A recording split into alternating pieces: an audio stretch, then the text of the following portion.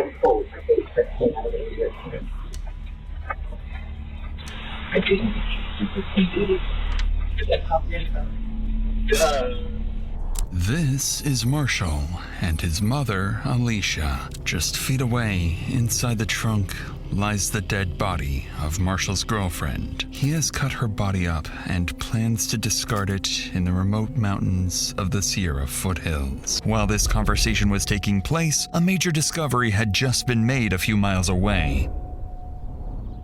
On a residential street in Antioch, Alexis's family comes across their daughter's car while organizing their own search and spreading the word on social media. Police are immediately informed of this discovery, and the car is towed and seized for forensic analysis. Inside the car, some troubling details quickly stand out. The keys are still in the ignition, the door is unlocked, and personal items are missing. After removing and analyzing the car's infotainment unit, investigators are able to track Alexis's precise movements before her disappearance. And just 12 minutes before the car was abandoned, it had been at Marshall's house, not her friend Maria's, as he had previously implied. These findings, along with the alleged death threat, prompt investigators to move Marshall from a person of interest to the primary suspect in Alexis's disappearance.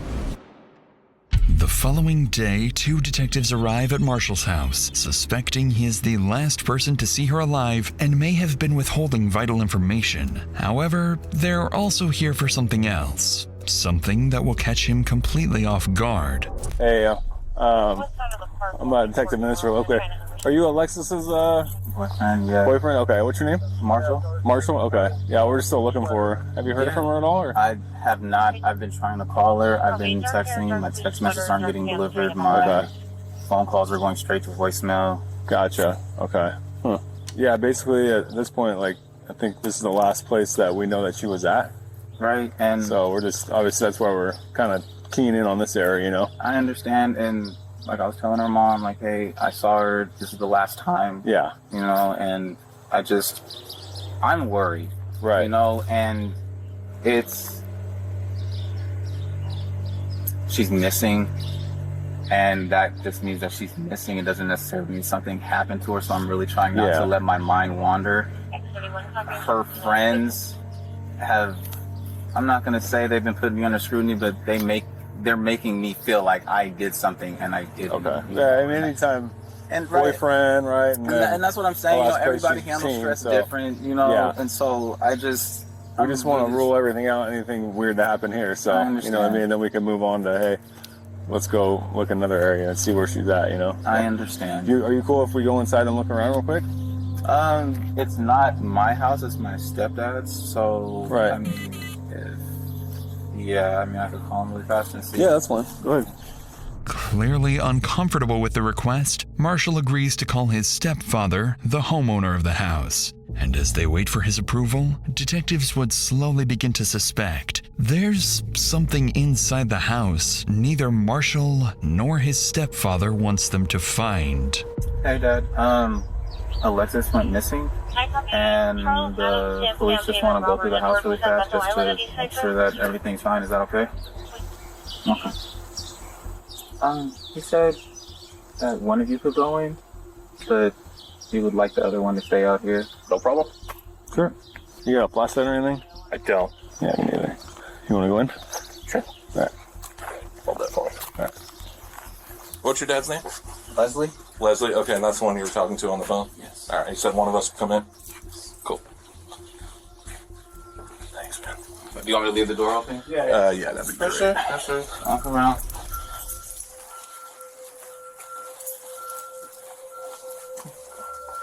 Anything of hers that's here? I mean, there might be some clothes that she left over. Okay. It's gonna be in my room. My room's a mess. That's fine.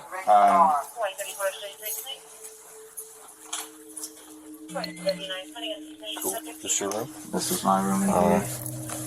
I know. Like I said, it's a mess. It happens, bro. Yeah. You guys drink together, I'm assuming? Yeah, at the house. As the officer moves through the house, Marshall's room quickly stands out. left in complete disarray. And as he inspects the room further, little does he know, this very place holds subtle clues and will soon become a crime scene. Is there upstairs? It's just one story. Just one story. Thank you. Appreciate it. Sorry. You're good. And then this is other people's rooms? Yeah. Probably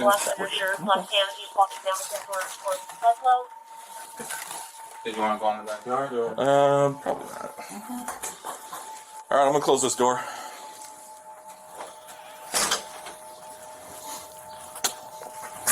Nothing out of the ordinary. His room is an absolute mess. He does. Focusing on the mess, the officer overlooks the attic, a place hiding a terrifying secret. And it's no accident. Marshall has been guiding him through certain areas, carefully steering him away from others. But despite the search turning up nothing, officers aren't done with him just yet. There's something else they want to ask. No contact from her? None whatsoever. Okay. Phone's been off. You tried to call her, I'm assuming? Indeed. Okay. Do you mind hanging up with him real quick so we can... I'm going to ask you something. Would you be willing to give us your cell phone for a forensic download? Oh, yeah. Okay. So I'm able to do all that stuff. What's the forensic download again? It just shows me all the information on your phone for a certain period of time. Oh, okay. It shows like, hey, was this phone here the whole time? Oh, yeah. Stuff like that. Okay, yeah, Okay. for sure. And then I would just have you sign like a consent form. Okay. And then you can bring it down, sign the consent form down at the PD. And then I'd take your passcode, and then I would do it that way. Okay. They want to do a forensic download just to make sure that, you know, my phone is where I said it was, i.e. where I said I was. Yeah. But she was still here when he got home? Yeah. But she was still here when he got home? Interestingly, detectives not only gain access to Marshall's phone, but also learn that his stepfather was allegedly at the house at the same time Alexis was there. So they make a note to speak with the homeowner as soon as possible to see if his account aligns with Marshall's. Shortly afterwards, Marshall gets into his stepfather's car and follows the officers to the station. As he drives, officers ahead notice something strange. He appears anxious, swerving slightly with something large in the back of his car obstructing his view. In reality, Marshall isn't just nervous. He's just realized he's driving straight to the police station with a car full of incriminating evidence. About 10 minutes later, Marshall arrives at the station, trying to steady himself, quietly questioning why he brought this car in the first place. And the second he steps out, he realizes the officers are onto him. You know what you've all had? Yeah, blankets and whatnot. Wait, do you actually have to search it, or can you just look around? Because this is my dad's car, and No, I we'll don't. just- Well, yeah, I mean, I kind of just want to lift the gate so I can see inside, you know? If that's cool. Again, it's not my car; it's my dad's, and you have my phone, so I'll open the gate for you though, so that way you can look inside. That'd be great.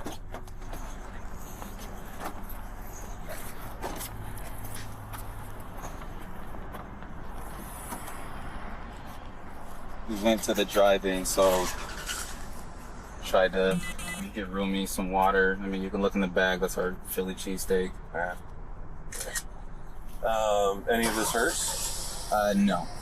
Because we would like to collect a DNA sample from her, right? So we have a reference on file. So was she back here? Yeah. Like, I don't. So is any of this like? Was None of this is her. I don't know. Would you mind if we like took a blanket to test it? Or I would, because yeah. and does she normally sit up in the front seat? Yeah. Okay, let's start the photo. Oh, we're not, you don't want us to look under the blankets or what? She would like to look under the blankets. I don't want you to think I have a dead body or anything. No, I was just, because we were being all, Yeah. okay. So this is your stepdad or your real dad? My stepdad. Gotcha. All right, cool. Naturally, Marshall's unwillingness to show what's in the trunk immediately raises red flags for the officers. Once it's opened, they find multiple blankets, pillows, and food waste, with Marshall insisting that he and Alexis used the car as a bed at the drive-in. With suspicion mounting, they get Marshall to sign a consent form, download the data from his phone, and then return it to him. And as they let him go, detectives believe the contents of Marshall's phone may finally reveal what he's been hiding, unaware that this entire investigation is about to start going downhill.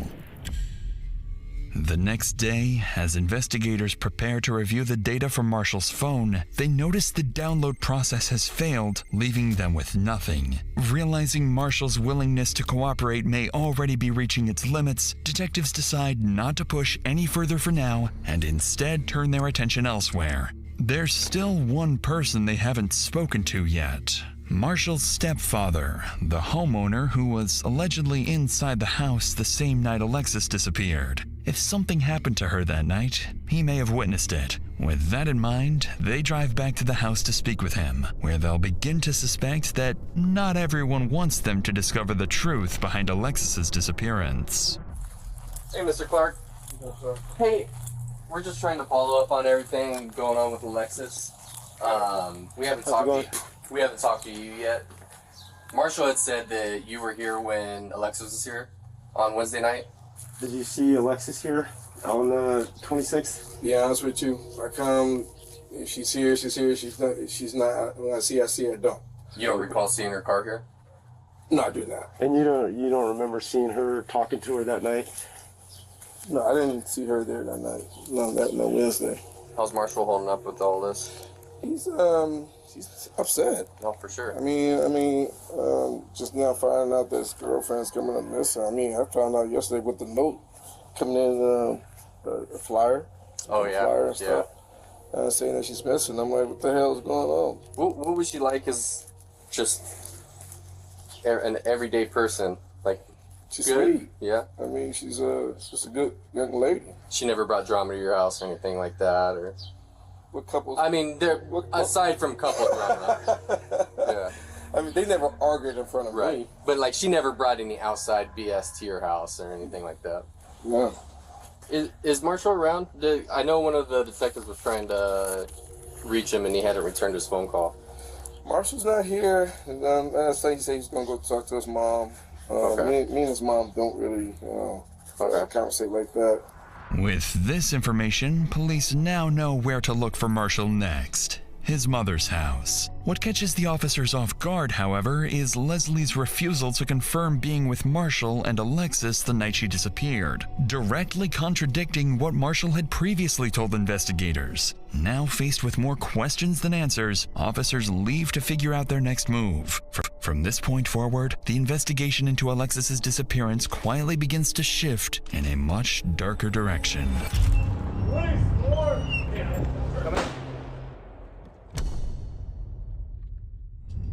During the next several days, police visit Marshall's mother, Alicia Clark, looking for her son. But suspiciously, she claims she hasn't seen him since the night his girlfriend Alexis vanished. By now, investigators begin to consider a troubling possibility. Marshall may be on the run, and his family may even be covering for him. But their biggest piece of evidence is still to come. Just as the investigation seems to stall, CCTV footage is recovered from the route Alicia's car took the night she vanished.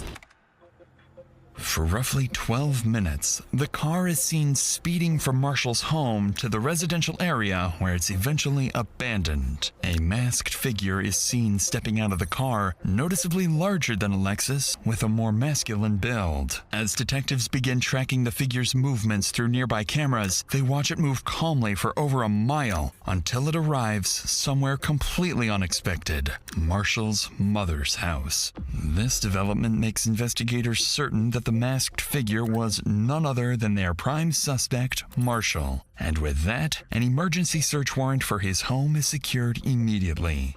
On February 1st, more than a dozen officers arrive at the house convinced there is far more inside than Marshall originally let them see.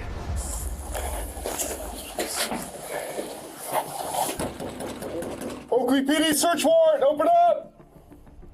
Never mind. Press the door. Press the door with your foot. Yeah, hold it to the side and press it close.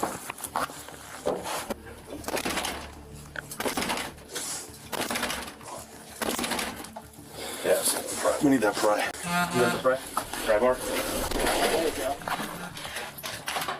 Oakley PD! Come out with your hands up! Come out with your hands up! Check the left, check the left. I got a door on the right. Check that door. That's clear. Oakley PD, come out with your hands up! Search wide!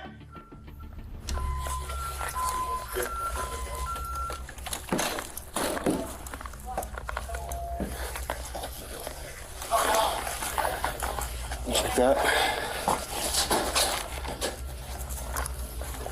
Clear. As officers move through the house, neither Marshall nor his stepfather are anywhere to be found. But then, as they prepare to enter the garage, it doesn't take long for a vile discovery to emerge. Good. Smell it? Smell like dead body. Yep. In the laundry room. Okay.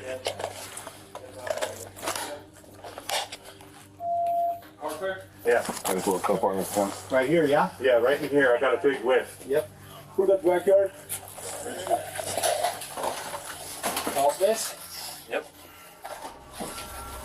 Multiple officers begin to notice a distinct smell, one they believe to be the odor of a decomposing body. The scent appears to be coming from the laundry room and leads up towards the attic. So officers prepare to investigate and brace themselves for the worst. It looks undisturbed. Are we agreeing? It's been opened before. I don't know. It's right here, dude. Yeah. This points straight out to the garage. Yeah. So that's the thing, is like, That's the we gotta check the crawl space. Did anybody check inside that SUV or take a peek inside? I didn't see anything. It's locked. Okay. Scott, I'm gonna have this door closed for a second. I mean, there's pathways where they walked for electrical, but I don't see. No footprints, no drag marks. Yeah, I mean, it's just you can see where they're walking, Okay. doing something, but I don't. Hey, they said they could smell something right where you're at, Logan. Like there's a vent, it's coming from the vent kind of. Yeah, once we hit this area and start walking to the garage is where I smelt it. Does that look like blood and hair? Yeah. Let me see. Black hair. Look at.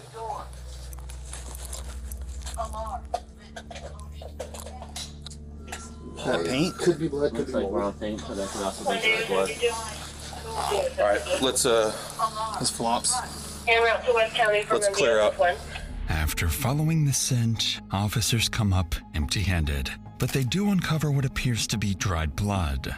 After clearing the entire house, officers are still unable to locate the source of the smell. A canine unit is called in. If human remains are hidden somewhere on the property, this dog may be their best bet on finding them.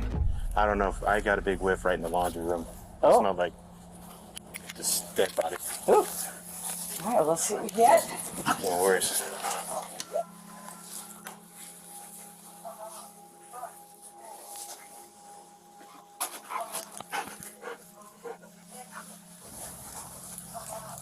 That's not good. So that is had none of the other behaviors that we're looking for. Keep checking. Okay, good girl.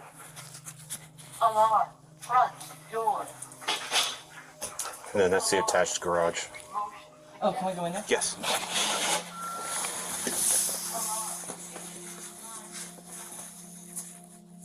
Okay. Good girl. Did you guys leave that or did? Oh, I don't know. We didn't bring that in. That's fine. You saw her go up the wall here? Mm-hmm. Yeah. So it's just checking odor. As I said, you've worked with canine, so we didn't get final. And that was the kind of thing where it's like, I have some weird odor, but it's not all of her behaviors, which was more what we had there. And of course, you and I both know there could be, you could have vacuumed up a tissue that had a bloody nose. Yeah. And that could be. Okay, good girl. Want your 20? It's not saying that you're 40. Huh? All right, that's all we got.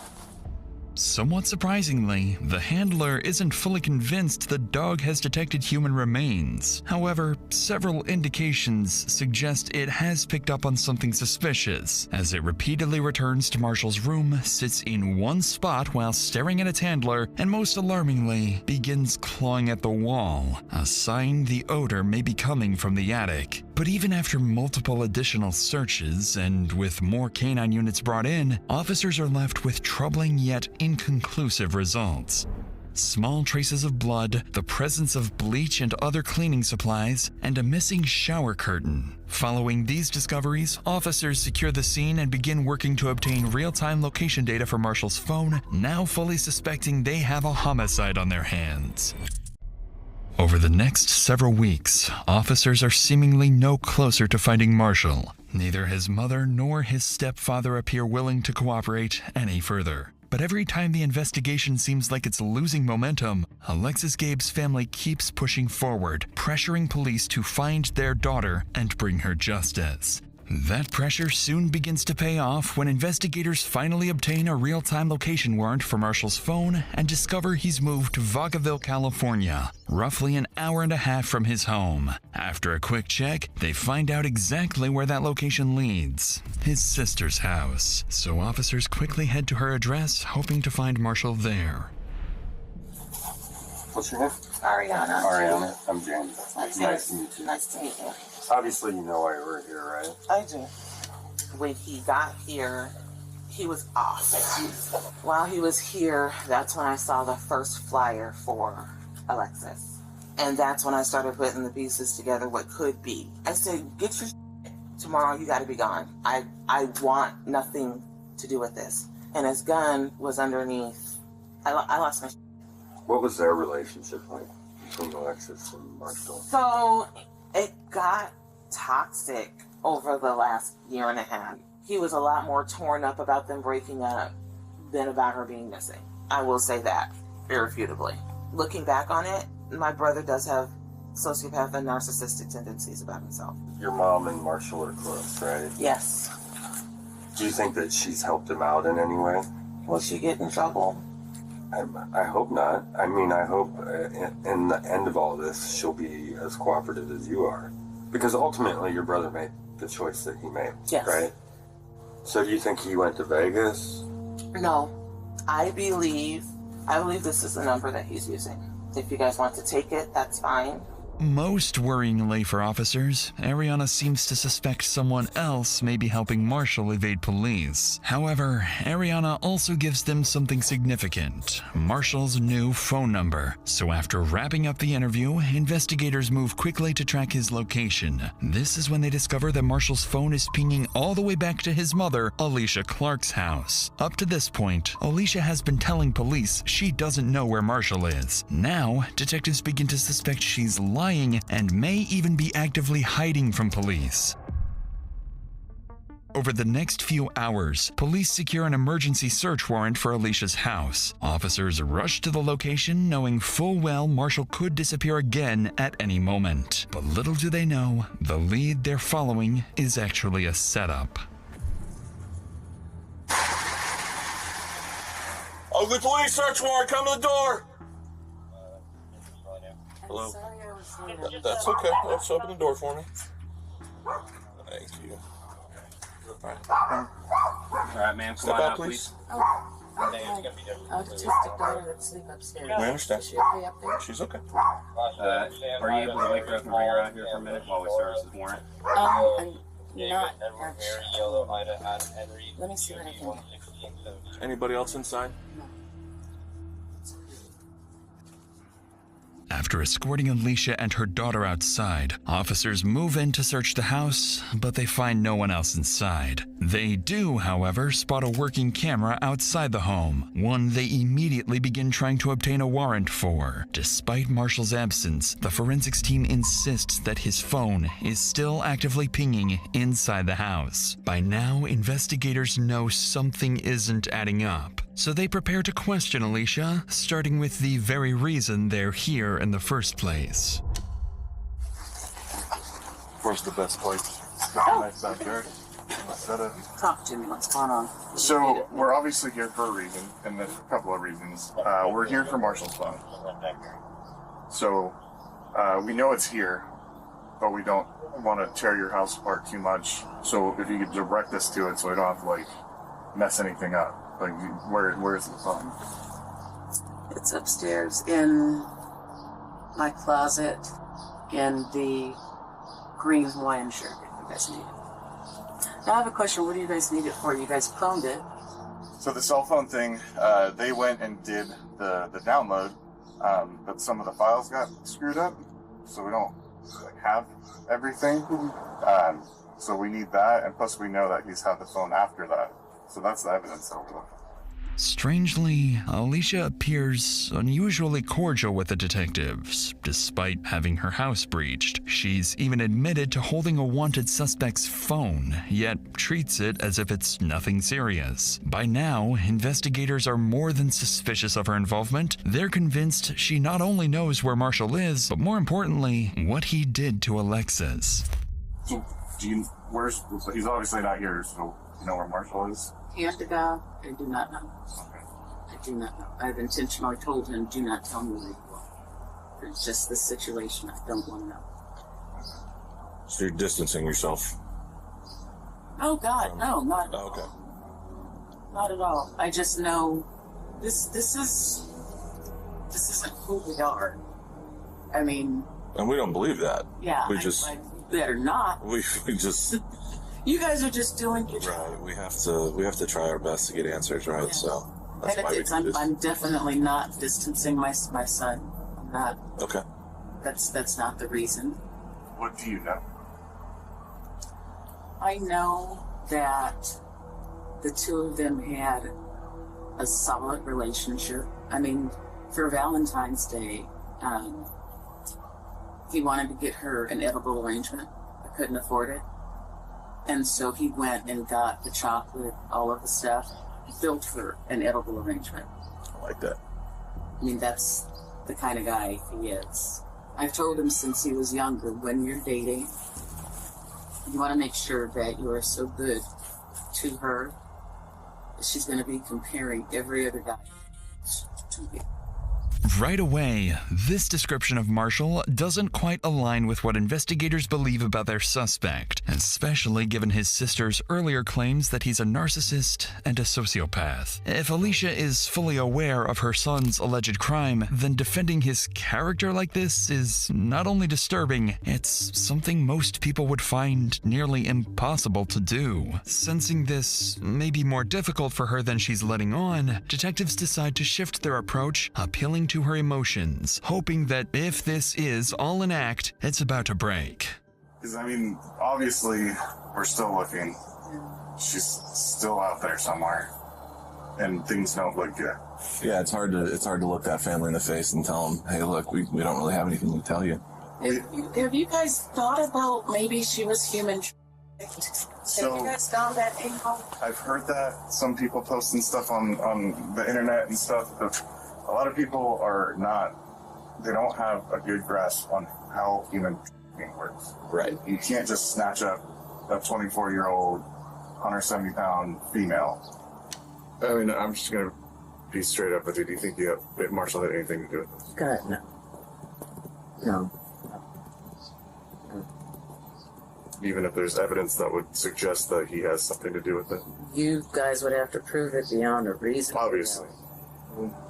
I don't want to leave you thinking that, for the lack of a better term, just... I know. Oh, God, no. No, not at all. There's a reason. I mean, I can only leave you with that. But I can't like... That's even saying too much.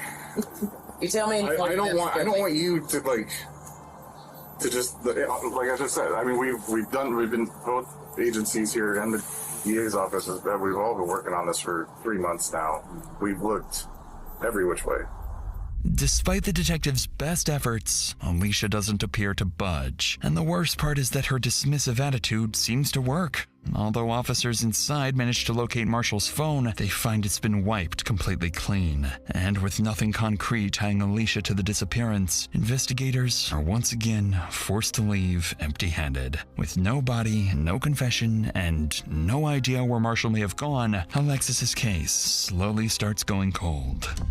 Months go by, with no new leads on Marshall's whereabouts. But then, investigators finally secure a warrant and obtain the CCTV footage from his mother's house. And as detectives start analyzing the footage, they begin to understand how Marshall managed to stay one step ahead of investigators for so long. Inside these large plastic bags, investigators believe are Alicia's remains and suspect Marshall's mother was aware of it. Following these developments, investigators reach out to Marshall's sister and learn he has a friend at an apartment complex in Kent and may be hiding there. Using travel records, CCTV footage, and anonymous tips, they zero in on a specific location, the Skyview 3322 apartments. On June 1st, more than 4 months after Alexis Gabe disappeared, the task force moves in to serve a murder warrant and finally arrest Marshall. But as they arrive and prepare to breach, nothing about this operation is about to go as planned.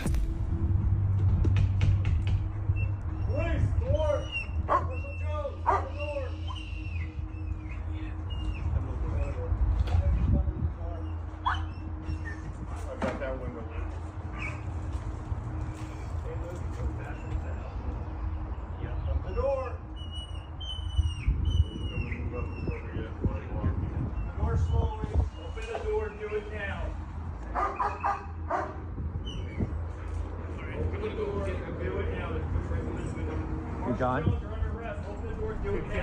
Come out.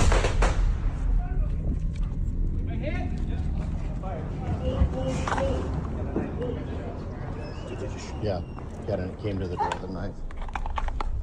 After emerging with a kitchen knife, Marshall is shot multiple times by 3 officers. Despite immediate medical aid, he is pronounced dead at the scene. The following day, Paul Beard, chief of the Oakley Police Department, holds a press conference, announcing that Alexis Gabe's case is now officially being treated as a homicide, and that Marshall Curtis Jones had been charged with her murder before being shot and killed. But any real sense of closure for Alexis's family would not come until much, much later. On November 3rd, while metal detecting near Jackson Road in Plymouth, a local resident discovers what he believes to be human remains and immediately calls 911. When officers arrive, they're left speechless. Scattered across the mountains are the remains of a young woman. A forensic odontologist is brought in and, using dental records, confirms the remains are those of Alexis Gabe. In the aftermath, her family expresses a mix of devastation and relief. They continue pushing for charges against Marshall's mother and hold memorials in Alexis's honor. To this day, Alexis's family continues demanding justice and launching a petition criticizing the Contra Costa County District Attorney's Office for its handling of the case and calling for stronger accountability for victims' families. But despite these efforts, Marshall's mother is only temporarily detained. Without sufficient evidence, she is never charged as an accomplice. And the same is true for the rest of Marshall's relatives, something that continues to infuriate Alexis's family to this day. As of now, there is still no definitive motive for Alexis's murder, only that their relationship was deeply toxic. And perhaps, when Alexis finally decided to break up with him, Marshall made a final, irreversible decision. If he couldn't have her, then no one could.